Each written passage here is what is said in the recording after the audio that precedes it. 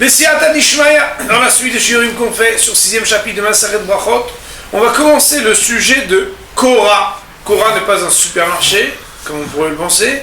Korah, c'est le cœur de palmier. Donc nous allons prendre la Gemara, qui est 4e ligne après le virage, c'est-à-dire 4e grande ligne.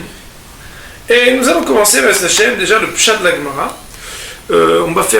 On va essayer d'être le plus méthodique possible, c'est-à-dire qu'on va lire la Gemara, ensuite on va lire Rashi, et puis après on va être le plus rabbinique possible. On va commencer à poser des questions, à réfléchir. Il y a une mitzvah de réfléchir quand on étudie. La Gemara nous dit Korah, Rav Yehuda Amar, Borepri Adama, Veshmuel Amar, Shakol Yebit Varo.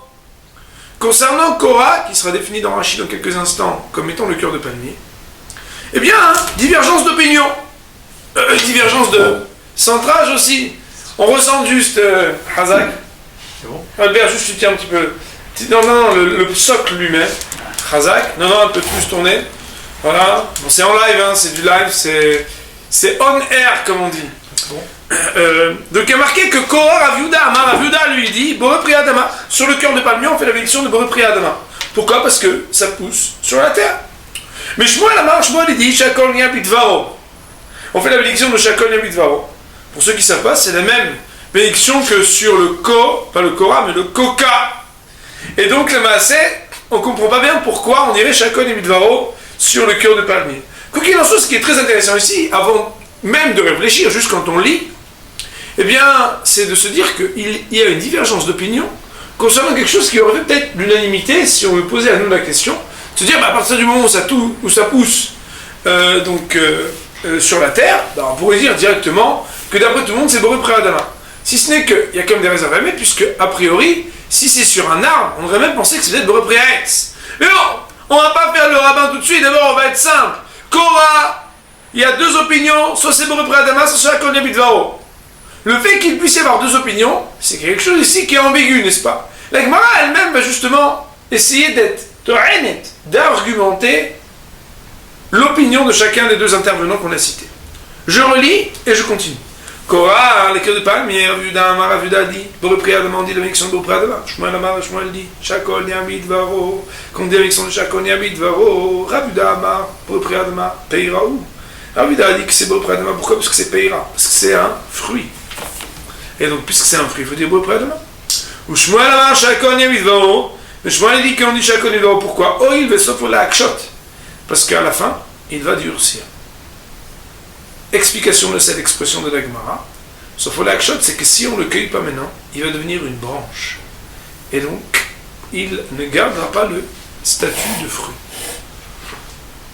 Autrement dit, il n'y a pas de discussion dans la médecine ou dans la réalité des objets comestibles ou non, qui, au moment où on vient à le consommer, tout le monde est d'accord que c'est un fruit. Et donc, quand la Gemara nous dit que Rav Yehuda nous dit Borepri Adama parce que c'est Peira, Shmuel n'est pas en train de dire que c'est pas un Peira. Parce qu'au moment où on le mange, il est bon pour tout le monde et c'est considéré comme quelque chose de comestible. Cependant, et même si il est comestible au moment où on vient de manger, il n'en reste pas moins qu'on devrait considérer que l'appellation de fruit d'après la halakha n'est pas forcément l'appellation de fruit par rapport au fait que ce soit comestible ou non. Il y a des choses qui sont comestibles et qui ne sont pas des fruits. Et il y a des choses qui ont la couleur du fruit, ont le goût du fruit, mais qui ne sont pas du fruit. Et donc, qu'ils auraient la même bracha que le Canada Dry pour Shmuel. Quoi qu'il en soit, bien entendu, il faudra réfléchir à cette notion Sofo le Akshot. En quoi le fait que Sofo le Akshot, à la fin, ça devienne une branche, cela vient changer son statut actuel. On sait bien qu'en mathématiques, on a appris les dérivés. La dérivée, c'est ce vers quoi ça va tendre. Mais sur l'instant, c'est positif, négatif. Après, ça peut y avoir des dérivés de tel ou tel ordre, une orientation. Mais pour l'instant, au moment où on mange, moi je me suis jamais posé la question si une poire, quand je la mangeais, elle allait devenir une branche ou pas. Une poire, c'est bon, je fais la bracha et shalom. Le fait de déterminer une bénédiction par rapport au futur, à l'avenir d'un fruit, ça va demander aussi une réflexion pour essayer de comprendre qu'est-ce qu'il est dit ici dans la Gemara.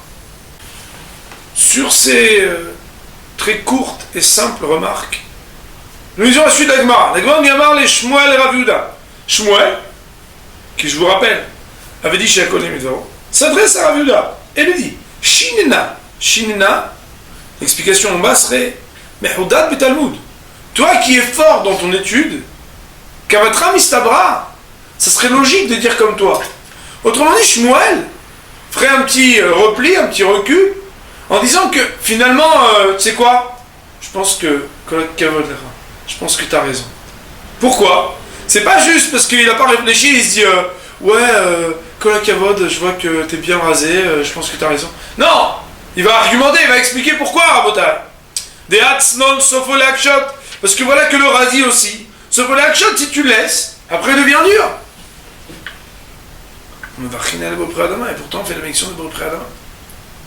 Or, si le fait d'être sofo akshot, c'est-à-dire d'avoir une fin difficile, ça veut dire qu'à la fin il va durcir. Si le fait que dans son futur, si on le cueillait pas, il allait durcir, cela donnait, même à l'état comestible, préalable, le fait de passer d'une bénédiction de Adama chez Akol, ben alors pourquoi dans le radis, on ne le verrait pas? Le radis viendrait nous montrer que c'est comme toi la vérité. Kavatra mistabra, que Bémet ça serait logique comme toi. Pourquoi? Parce que des hatsnon, car voilà que tsnon, sauf le akshot. En fin de compte, si on ne le cueillait pas, il deviendrait dur. Mais va chinan aleh, alors qu'on fait pourtant la bénédiction sur lui de Boré Priya Adama. Voilà ce que Shmuel dit à Rav Yehuda. La Gemara nous dit Veloi, mais il n'en est pas ainsi. Autrement dit, même si la comparaison entre le radis et le cœur de palmier avait l'air analogique, avait l'air similaire, tel que Shmuel le présentait, la Gemara nous dit Veloi, il n'en est pas ainsi. Pourquoi? Tznon natae inche adata de pugla. Le radis, les hommes le plantent pour pouvoir profiter du radis. Dit que là, alors que le palmier, les hommes ne le plantent pas pour profiter du cœur de palmier, mais pour profiter d'autre chose. Point. Autrement dit, la Gemara nous fait entrer ici une nouvelle définition des choses qui viendrait justifier que le tsnan, que le radis, malgré le fait qu'il a sopol et akshot, une similitude avec le cœur de palmier, où et l'un et l'autre à la fin deviendront durs si on ne les cueille pas, il existe malgré tout une différence. Qui fait la différence? C'est que le radis, il aurait été planté pour le radis, même si après il donnerait autre chose si on ne le cueillait pas. Alors que le palmier, il n'a pas été planté pour le cœur de palmier, mais pour autre chose. Comme on le sait, le palmier ne donne pas que des cœurs de palmier à Rabotai, mais donne des dattes ou des bananes. Voilà ce que la Gemara nous dit. Autrement dit, l'analogie qui a voulu être mise en avant, le point mis en exergue par Shmuel, pour dire que du cas du radis, on va vouloir réfuter ce qu'était l'opinion de Shmuel concernant le cœur de palmier. Cette éventuelle réfutation est même réfutée par la Gemara, puisque il existe, même si le radis aussi a des raisons de devenir ensuite dur si on ne le cueille pas, une autre chose qui repêche quelque part que la bénédiction de Boré Pri Adama resterait celle du radis, puisque que les hommes le plantent pour le radis et pas pour ce qui va être autre chose que le radis. Voilà pour l'instant une étape supplémentaire dans la Gemara. La Gemara a en tout cas introduit un nouveau concept. Les hommes le plantent pour ceci ou pour cela.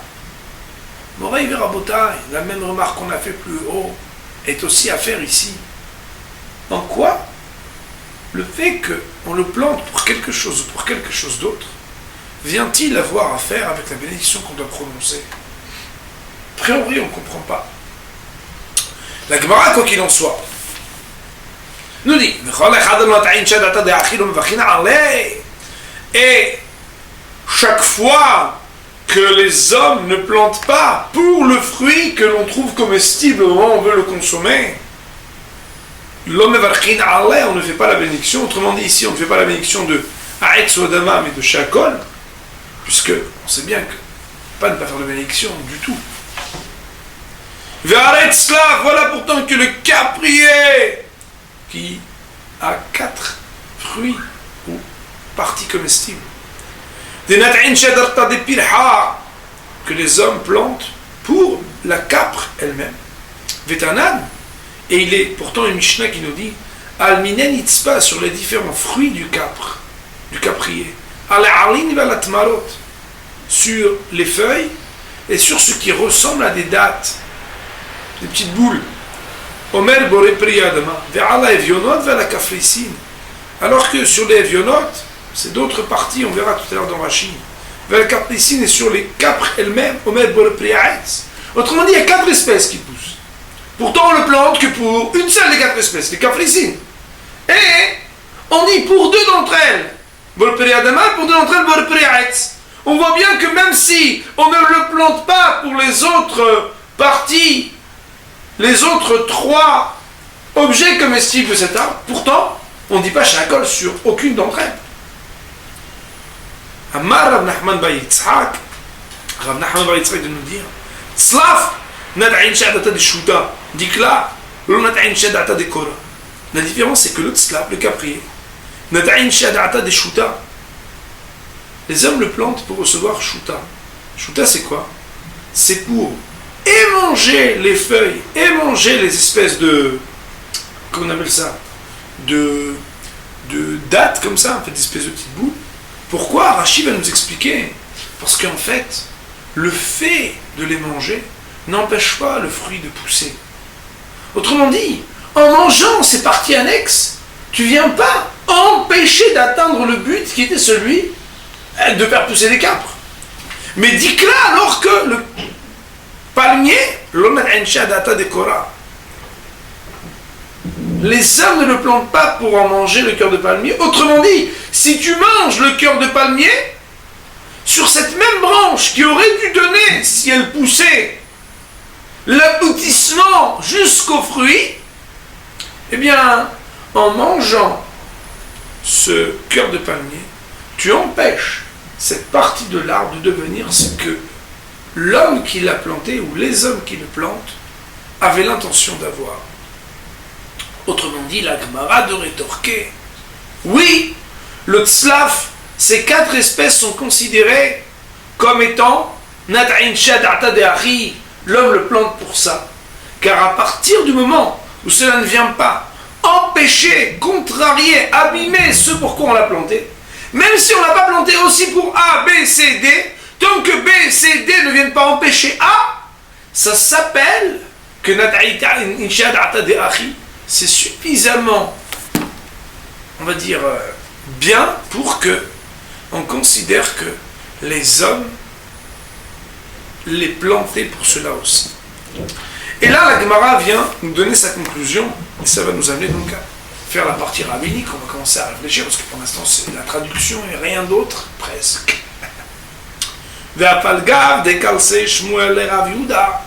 Et bien que Shmuel a fait l'éloge de Rav Yehuda en lui disant Shinena, toi qui es un Talmid Chacham, tu as dit bien que Shmuel kalsel Rav Yehuda, il a fait l'éloge de Rav Yehuda, il cheta kavate de Shmuel la halacha et comme Shmuel. Autrement dit que Midina de Gemara, d'après la conclusion de la Gemara, on devrait prononcer la bénédiction de Shakol Niabidvaro sur le cœur de palmier. Voici les mots de la Gemara. Bien entendu, on ne peut pas s'arrêter là, on va aller en bataille. On fait quand même une pause, quelques secondes. Méthodiquement, Rashi. Il est marqué Rashi, je ne peux pas vous dire à quel endroit c'est bidule, parce que c'est, on va dire, par rapport aux grandes lignes, c'est 5-6 lignes au-dessus de la grande ligne du côté droit. Intérieur de la page. Kora Rach Shel Dekel. C'est une partie douce et on va dire flexible du palmier.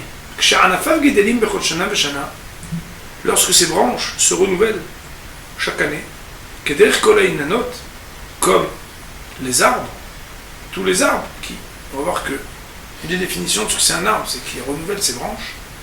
Anosav Beshanazou, la nouvelle branche qui vient de s'ajouter cette année-ci, Rach, elle est, on va appeler ça flexible, elle est encore molle, tendre. Ou Shana Shenia, mais la deuxième année, c'est-à-dire cette même branche, quand elle a déjà son premier anniversaire, mitkaché, elle devient plus dure, elle est transformée en bois. Ça veut dire qu'elle fait partie maintenant de l'arbre, elle fait partie, c'est une vraie branche. Et donc, c'est la définition propre de ce qu'on appelle le cœur de palmier. Bien entendu, le cœur de palmier, c'est quand même quelque chose qu'on va éplucher avant de le manger. On ne va pas prendre directement même la branche, ça veut dire, c'est comme une sorte de fruit qu'on épluche. Ça voudrait dire... Alors on va à Best Shem continuer le Rashi suivant. Tsnad Sopolakshot. Le radis à la fin il deviendra dur. Ça veut dire quoi? Parce que si jamais il ne le cueille pas, Be'ito en son temps, parce qu'il y a la cueillette, il faut venir au bon moment pour faire la cueillette. Ou Mitkaché qui arrête, il devient dur comme, pas de la pierre, mais comme du bois. Adar, des pouglas, comme on a dit, c'est quoi? C'est que lorsqu'on plante le radis, enfin la poule, je ne sais pas si c'est une plante ou une graine de radis, c'est pour en consommer le radis, c'est-à-dire le chlok shiurach, shmopougla. C'est pour le manger quand il est jeune. Et son nom quand il est jeune, le radis, c'est pougla. Tslav, quand on parlait du tslav, minait, c'est un nom d'arbre. Et en fait, c'est un nom d'arbre, c'est le caprier. Da'ata de parha, shempirion. Le nom du fruit s'appelle parha. Minenitzpa. Quand on dit, la Mishnah qui dit que le minenitzpa, sur les différentes espèces du nitzpa, on fait soit bro pradama, soit bro préhetz, ou tslav, le fichik delim bokama mine achila, karel la mine. Le nitzpa, c'est le tzlav. Et quand on élimine les différentes espèces, on dit Rashi, c'est parce que le tzlav, le fichik delim bokama mine achila, puisqu'il a plusieurs objets comestibles. Et je vous montrerai tout à l'heure une petite image sympa d'un caprier que j'ai pris, je crois que c'était sur Wikipédia, ou je crois qu'il y avait un site sur les capriers, où là-bas on va voir qu'il y a vraiment les 4 espèces, on peut les manger. Il y en a qu'on peut mettre en salade, d'autres qu'on peut... et plusieurs espèces, puisqu'il a plusieurs espèces, car elle est minée. On appelle ça non pas le caprier, mais sur les espèces du caprier, et donc miné nitzpa, les espèces du caprier. Tmalot, c'est quoi les tmalot? Mais il n'y a pas des dates. Non, betoch et alim, dans les feuilles gdelim qui min temalot, poussent des espèces de petites dates, ça ressemble à des dates, c'est pas des dates bien sûr. Qui min temalot, ça ressemble à une espèce de date. Ou boltim be'aleh, et elle dépasse comme ça de la feuille, qui mo be'alim shel arava, comme il peut dépasser sur les feuilles de sol. Evionot ou apeli.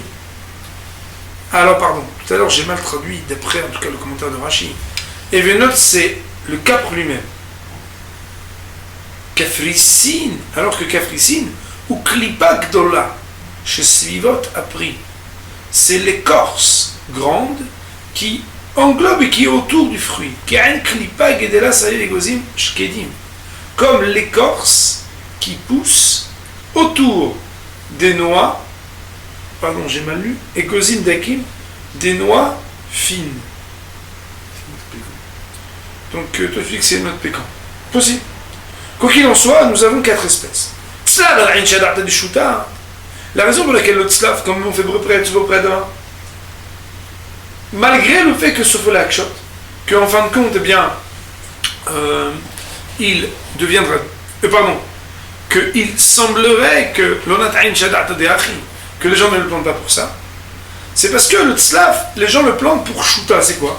Les chol et ta'alim et tatmalot, pour bémet aussi manger les feuilles et les petites dattes. Pourquoi? Mais pourtant on l'a planté pour le vionot, on l'a pas planté pour le reste. Non! Rashi nous donne le yesod qui est marqué ici. Chez Enam Nemaitin et Heilan Bekach. Car on ne vient pas ici enlever quelque chose à l'arbre lorsque l'on mange ces autres espèces. Dikla, alors que le palmier, on ne le plante pas pour L'Echol est Kora pour manger le cœur de palmier. Chez Aochlo, parce que celui qui mange le cœur de palmier, mais il est en train d'enlever les branches de l'arbre. Or, ça c'est exactement contraire aux intentions qui animent les hommes lorsqu'ils plantent cela. Ça, c'est le commentaire de Rashi. Nous allons maintenant, Best Hashem, poser quelques questions sur ce que la Gemara nous a avancé. Best Hashem, peut-être 3-4 questions. Première question, c'est qu'on a dit tout à l'heure, si Rav Yehuda et Shmuel sont marloquettes, ils ne sont pas marqués sur la metziut, sur la réalité des choses, mais sur peut-être la définition de peira, du fruit. Tout d'abord, la Gemara met en exergue que, souligne que même si aujourd'hui il est un fruit comestible, le fait que demain, sauf le akshot, il devienne dur, alors c'est quelque chose qui ne va pas être défini comme un fruit pour Shmuel, pour dire, bon, après-demain, mais chacun est devant. Lorsque Shmuel ensuite dit, tu sais, c'est comme toi, Rav Yehuda, que ce serait logique. Après, on va voir que les Tosafis vont dire que le veloi, le fait de ne plus faire cette analogie entre le tsnon, le radis, et le cœur de palmier, ce n'est pas Shmuel qui le fait, mais c'est Rav Yehuda. Autrement dit que ce qui pourtant paraît trivial lorsqu'on entend que on a l'impression que c'est absolument élémentaire, on a l'impression que Shmuel, lui, n'est pas d'accord avec ces réserves que la Gemara va émettre. Et ce serait intéressant de savoir pourquoi. En plus, la Gemara nous amène deux conditions, finalement. Pour expliquer que le radis, étant donné que, même si ça vaut l'akshot, même si à la fin il deviendra dur, mais pour autant, étant donné que, eh bien, il n'a pas été planté pour autre chose que pour le radis, alors, c'est pour ça qu'on fera l'élection de Boré Adama. Alors que le cas du cœur de palmier, puisqu'il n'a pas été planté pour le cœur de palmier mais pour autre chose, alors on ferait chacun un Midvaron, qui permet à la Gemara de dire que finalement le fait de planter pour quelque chose ou pour autre chose, ça va être pris en ligne de compte. Enfin, comment comprendre que la Gemara ensuite nous parle du Tzlaf? Voilà que toute la problématique de Rav et de Shmuel était qu'à partir du moment où il y avait Sof Akshot, on vient à sculpter et à voir est-ce que ça ressemble à Korah, où il est Sof Akshot et l'Onata'adat Adachi, ou bien est-ce que ça ressemble à Tzlan, où Sof Akshot ve Nata'adat Adachi. Or le Tzlaf, a priori, le caprier, lui, eh bien, il n'est pas Sof Akshot. Il ne va pas devenir dur à la fin. Aussi, comment la Gemara vient-elle comparer et essayer de prendre de là-bas des enseignements, à moins que soit nous disions que le caprier aussi est une espèce qui devient dure à la fin. On verra que certains Rishonim vont aller jusque-là. Et par rapport au caprier qu'on connaît, peut-être qu'on dira que ça ne s'appellera plus caprier mais un autre nom, une autre espèce de d'art. Ou bien, peut-être que la Gemara vient, et ça sera beaucoup plus singulier, beaucoup plus douché, de dire que la Gemara viendrait réfuter totalement l'hypothèse qui retiendrait Sof Akshot comme critère, et désormais considérer un seul et unique critère, c'est ce que Nata'adat Adachi ou non. Nous verrons que tout ceci s'ajoute à une dernière question, c'est que la Gemara nous dit, bien que Shmuel cancelle Rav Yehuda, il a loué et fait l'éloge de Rav Yehuda, pourtant la halakha va être comme Shmuel. Probablement on ne comprend pas. Probablement d'après l'éloge qu'on a vu, comme après il réfute, c'est pas grand chose. Sauf qu'on a dit non, c'est la Gemara qui réfute. Mais si Shmuel lui-même, lui reconnaît que c'est Rav Yehuda qui a raison, comment la Gemara reprendrait-elle l'opinion de Shmuel alors que quelque part lui-même aurait enlevé la consistance à son argument? Et si la Gemara voulait juste nous dire que la loi serait que Korah, le cœur de palmier c'est chacun des Midvaro, mais c'est pas au nom de Shmuel, alors pourquoi la Gemara a besoin de dire que la halakha elle est comme Shmuel? À ces différentes questions, je vous demande de prendre un peu de temps pour relire et réfléchir, et Pest Hashem, on continue la prochaine fois.